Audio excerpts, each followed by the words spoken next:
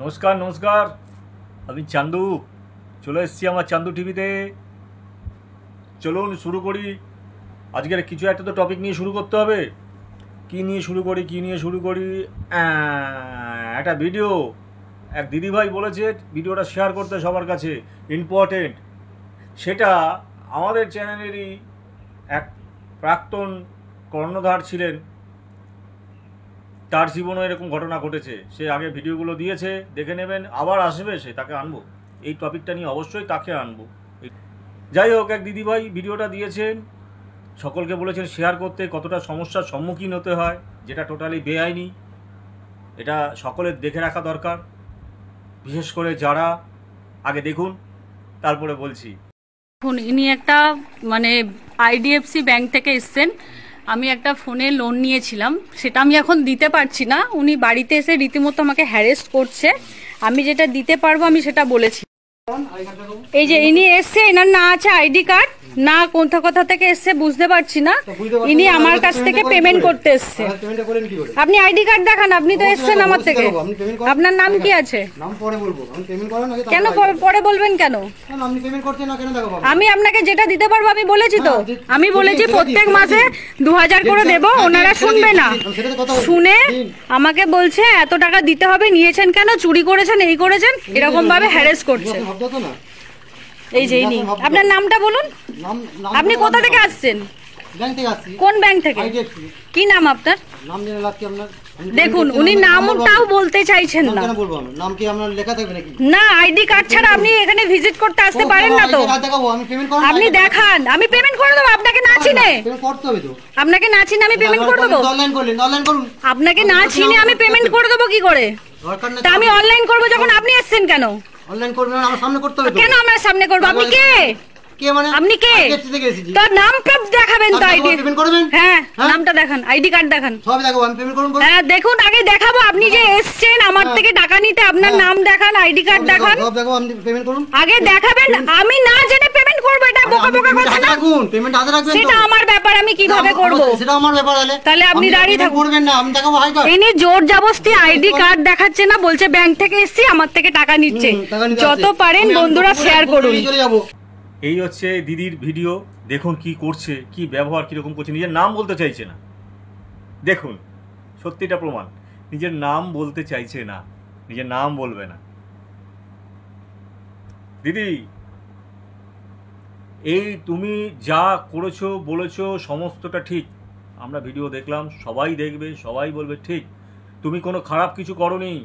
তুমি তার I card দেখতে চেয়েছো। অবশ্যই তোমার বাড়িতে একজন আসবে, একটা কোম্পানি থেকে, ব্যাংকের নাম বলছে আমি এই ব্যাংক থেকে এসেছি, এদিকে আই কার্ড দেখাতে পারছে না, নাম বলতে পারছে না। কেন রে? তুমি ঠিক করেছো, আই কার্ড না দেখলে কোনো কিছু দেবে না, খবরদার। এর এগেনস্টে সেকশন 441-এর একটা ধারা হয়, সেই ধারার এগেনস্টে তুমি কোর্টে কেস করতে পারো, মামলা করতে পারো। অনেক ধারা আছে, এইটা করতে পারো তার এগেনস্টে। তোমার বাড়িতে এসে কেউ তোমার সম্মান নিয়ে চিনিমিনি খেলতে পারে না।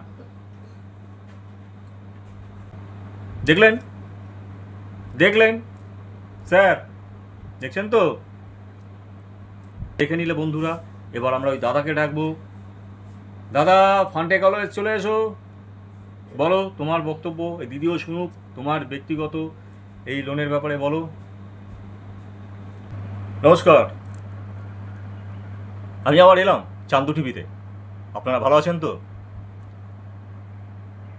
আমার অনেক আগের ভিডিওগুলো আছে, দেখবেন এই ব্যাপার নিয়ে। তো আমাকে ডাকা হলো, আমি এলাম। তো এই দিদিটার ভিডিওটা আমিও দেখলাম। তো দিদিটা সকলকে শেয়ার করতে বলেছেন। তো কীরকমভাবে এসে হুমকি টুমকি দেওয়া হচ্ছে, কীরকমভাবে এসে ব্যবহারটা করছে, তা দিদি যে কথাগুলো বলেছে সেগুলো সমস্তটাই জেনুইন কথা, আইনত কথা, এমনকি রিজার্ভ ব্যাংক, সুপ্রিম কোর্টের কথা। তো উনি ওনার আই কার্ড দেখতে চেয়েছে, ওনার নাম জিজ্ঞেস করেছে, উনি বলতেই ভয় পাচ্ছে, দেখাতে পারছে না। যাই হোক, আমি এই কথাটাই সবাইকে বলবো, এই ভিডিওগুলো সবাই শেয়ার করো। এই ভিডিওগুলো দেখা উচিত। কতটা সমস্যার সম্মুখীন হতে হয়। আমার ক্ষেত্রে যেটা হয়েছিল, আমি, কেউ বলতে পারবে না কারো কাছ থেকে আমি 1 টাকা নিয়েছি।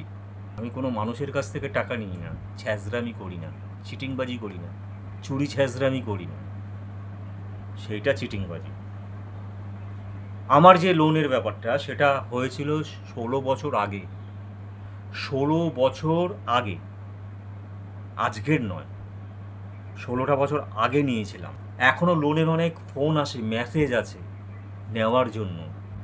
আর নমস্কার, যা ভুল করার সেটা আমার জীবনের বড় ভুল, লোনগুলো 16 বছর আগে।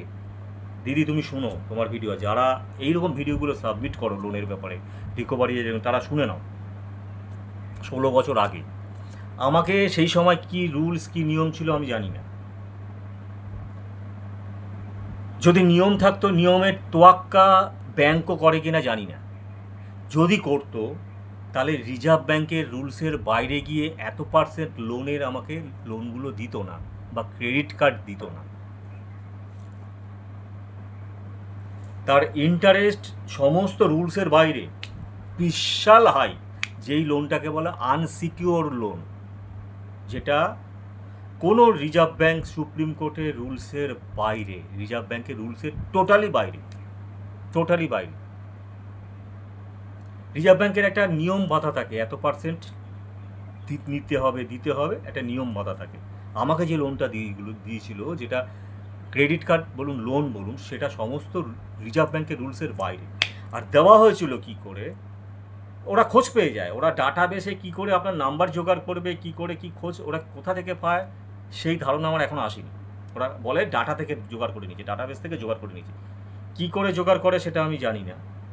তো এরকম ফোন অনেককে করে, অনেক মেসেজ আসে, এখনও আসে, এখনও তো অনেক নাম্বার জানে না, আমাকে মেসেজ আসে লোন নেওয়ার জন্য অনেক। এবার আমি আমার বক্তব্যতে আসি, আমার সেই পুরনো, আমি আবার এসেছি বলতে, এই দিদির ভিডিওটা দেখে সকলকে আরেকবার দেখা দরকার, জানা দরকার।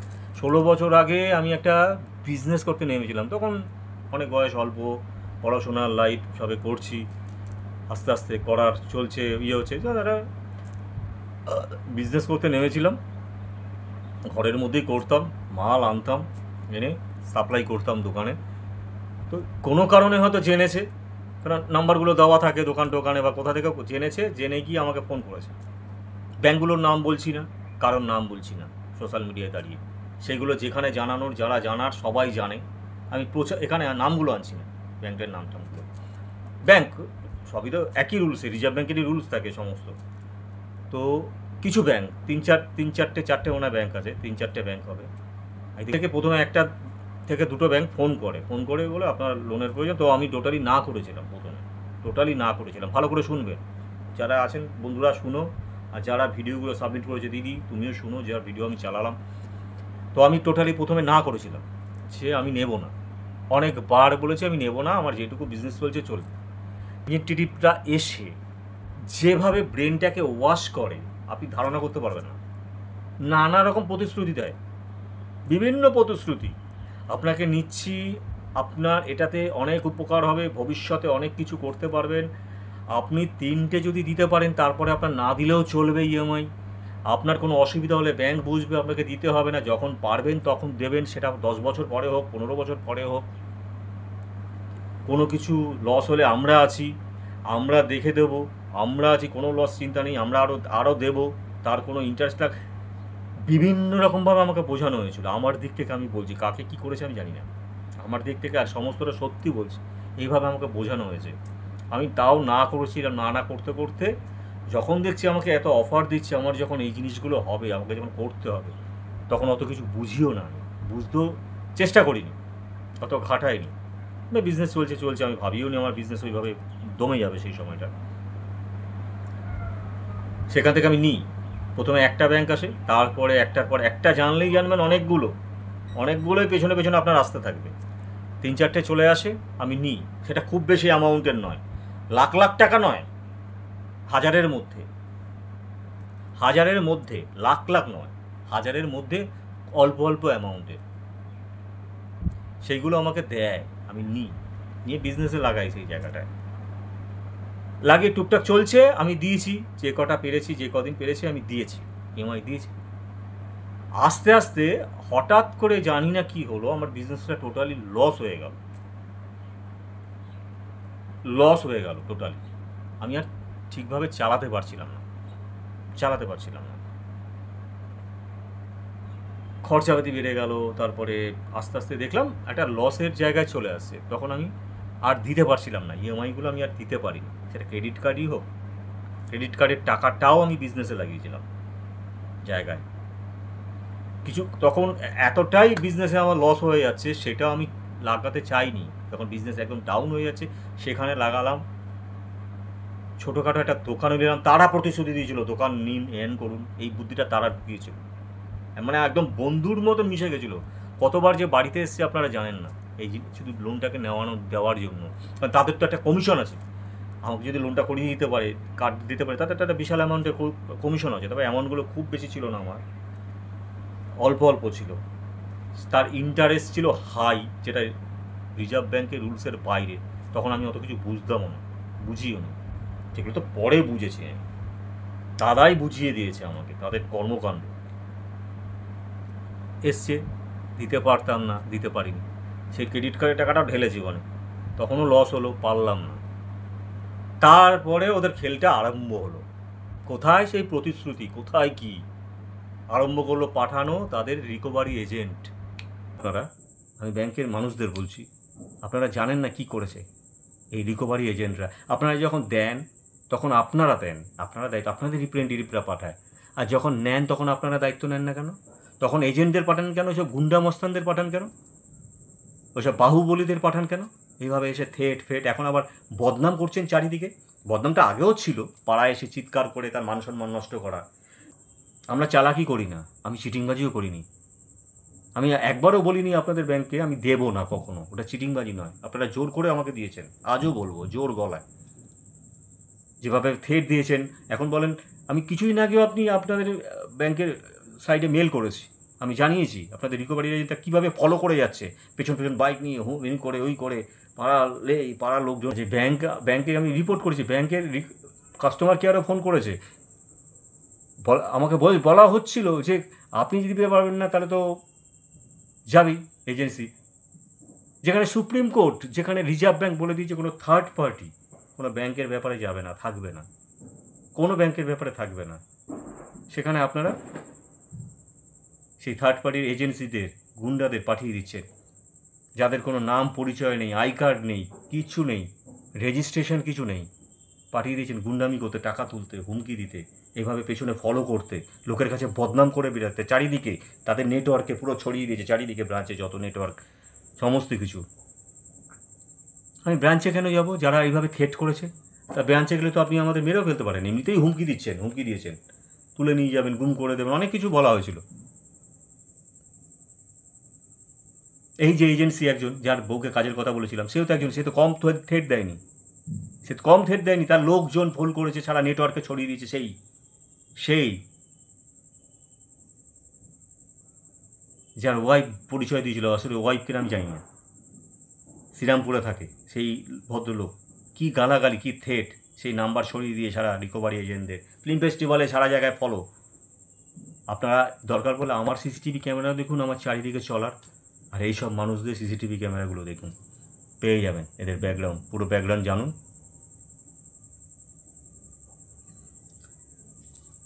আসলটা জানুন। মানুষের নামে বদনাম করছে, আমরা বিশ্বাস করে যাই। আসলটা বিচার করার চেষ্টা করুন। অন্যায় সবাই করে, ভদ্র এই দুনিয়াতে কেউ না। আমি বলছি না আমি ভদ্র, খুব মহান যুধিষ্ঠির কেউ থাকে না, সবার মধ্যে কিছু না কিছু থাকে। কিন্তু যেসব বদনাম দেওয়া হচ্ছে, যেই কথা বলা হচ্ছে, তার এক আনিও আমি নই,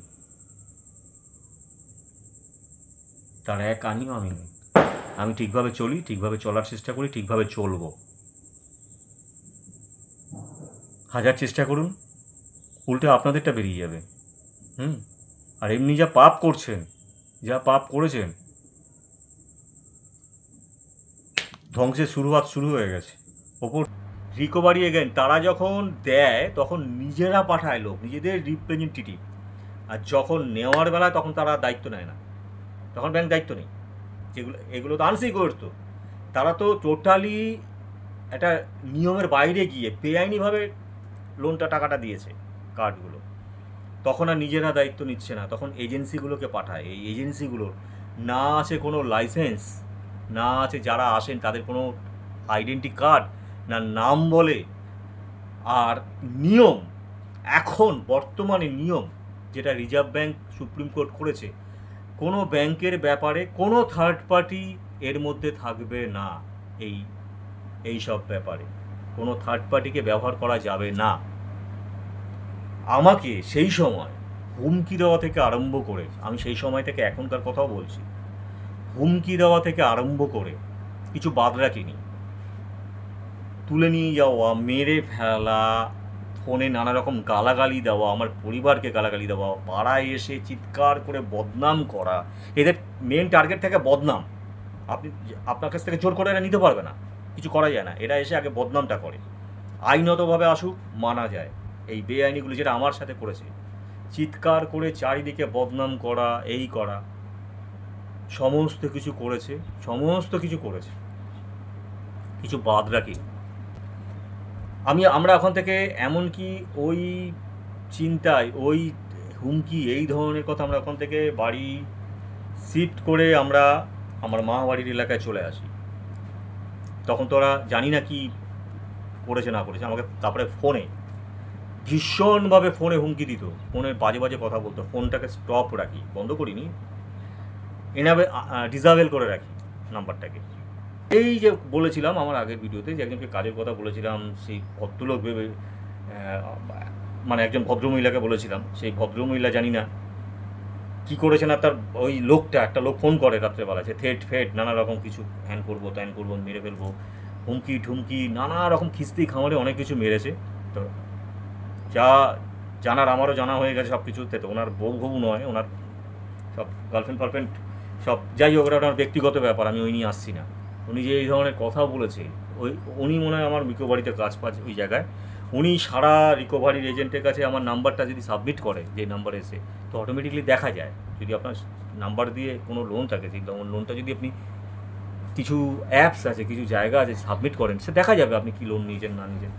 সেটা সাবমিট করেছে আমারকে বার করার জন্য, আমি কোথায় থাকি, কি থাকি না থাকি সেটা জানার জন্য ওটা সাবমিট করেছে, পেয়ে গেছে সেই জায়গাটা আমি কোথায় লোন নিয়েছি। ব্যাস, সেই ভদ্রলোক বলেছিল তার যে ওয়াইফ, যাকে আমি কাজের কথা বলেছিলাম, সে বলেছিল শ্রীরামপুর থাকে। অ্যাকচুয়ালি থাকে কিনা সন্দেহ আছে আমার। আবার অনেক সময় ব্যারাকপুরের কথাও বলছিল, মানে এই ভদ্রলোক ব্যারাকপুর, টিটাগড়, ওইসব জায়গার লোকজন। যাই হোক, সেটা উনি কোথাকার কি আমার দেখার দরকার নেই। কিছু প্রবলেম হলে আপনারা পেয়ে যাবেন। আমি আর ডিটেলসে আমি কিছু আসছি না, কোথায় থাকে না থাকে। কিছু প্রবলেম হলে আপনি টোটালি পেয়ে যাবেন। তোমরা সব সেখানে জানানোর জায়গার জানানো হয়ে গেছে। তো নানা রকমভাবে খিস্তি খামারি নানা করে উনি করেছেন। এই নাম্বারগুলো যত রিকভারি এজেন্ট আছে, যত ব্রাঞ্চ আছে, সবাইকে দিয়ে দিয়েছে। এদের একটা প্রচুর জায়গায় ব্রাঞ্চ, হাজার রিকভারি এজেন্টরা কাজ করে, ব্যাংকের স্টাফ আছে, সবাই একটা গ্রুপ আছে, সেইখানে গ্রুপে সাবমিট করেছে। আমাকে রাত্রিবেলায় মদকে ফোনও করেছে এই লোকটা, সমস্ত রিকভারি এজেন্টকে ছড়িয়ে দিয়েছে, আমার জায়গা চিনে গেছে। ব্যাস, আবার খেল আরম্ভ করে দিয়েছে ভালো করে। এখনটা খেলটা করেছে কি, যেহেতু 16 বছর আগেকার ঘটনা, যেহেতু আনসিকিউর লোন, তখন ডাইরেক্ট তো কিছু সেভাবে বলতে পারছে না। এখন পুরোপুরি এখন এসে কি করে, এই বদনাম। আর বদনামের ভাগিদারের মধ্যে আরও কিছু মানুষ আছে যারা আমার রিলেটিভ কিছু, আমি সেটা পরে আসবো, সেটা আমি অন্য ভিডিওতে আসছি সেই রিলেটিভের ব্যাপার। রিলেটিভ কিছু এলাকার মানুষজন আছে যারা আমার শুভকাঙ্ক্ষী নয়, যেখানে আমি থাকি, আমার মামাবাড়ি এলাকা। কিছু মানুষ, সবাই নয়, বেশিরভাগ মানুষ ভালো, যারা আমাকে ছোট থেকে বড় হতে দেখেছে। কিছু মানুষ, এই রিলেটিভটা মোটামুটি যাদের সাথে সার্কেল, সেই রিলেটিভটা কি তো নানা রকম মিথ্যে কথাগুলো বলে সবার কাছে, মাথায়। সেই জায়গাটাকে ম্যানেজ করেছে ব্যাংকের রিকভারি এজেন্টরা, সেই জায়গাগুলোকে ক্যাপচার করে নিয়েছে, এদেরকে পেয়ে গেছে।